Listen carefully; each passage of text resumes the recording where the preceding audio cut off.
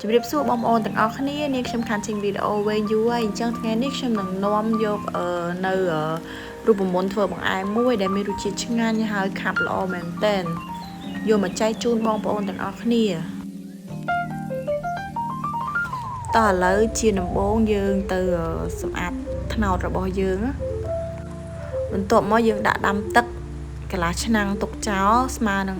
ទឹក1លីត្រកន្លះហើយផ្លែត្នោតរបស់យើងយកទៅចិតសំបកឲ្យស្អាតតោះឥឡូវយើងមើលគ្រឿងផ្សំគោលរបស់យើងគឺមានតែប្រហែលមុខហ្នឹងឯងបងប្អូនស្រួលរកទិញទេហ្នឹងហើយគឺមានផ្លែត្នោតបើយើងមានផ្លែចាស់តិចគឺ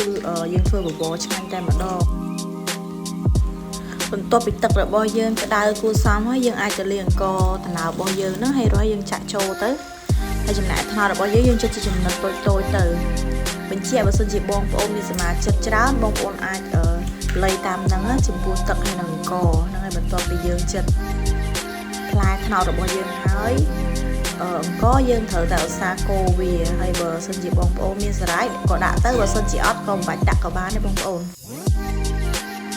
បន្ទាប់ពីអង្ករត្នោតយើងរីកយើងអាចចាក់ទីដូងរបស់យើងចូលបានតែយើងកុំភ្លេចឧស្សាហ៍កូរវាបងប្អូនព្រោះអីយើងដាក់ត្នោតរៀងច្រើនអញ្ចឹងវាអាចនឹងកកវាអាចនឹងឡើងក្រាំងអាបាតឆ្នាំងអញ្ចឹងណា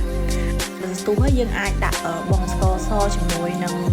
អំបិលថែមមកចុងសភាបានហ្នឹងហើយបើសិនជាយើងមានស្ករក្រហមឬក៏ស្ករត្នោតយើងអាចបន្ថែមបន្តិចដើម្បីយកពណ៌វានិយាយទៅបងប្អូនអាចដាក់តាមចំណង់ចំណូលចិត្តសម្រាប់បងប្អូនចង់បានផ្អែមខ្លាំងដិតអីចឹងណា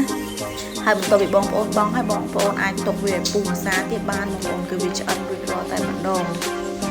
វីដេអូខ្ញុំក៏ឈានដល់ទីបញ្ចប់ហើយក៏សូមអរគុណបងប្អូនសូមជួយ Subscribe ហើយនិងជួយសញ្ញាកណ្ដឹងឲ្យខ្ញុំម្នាក់មួយផង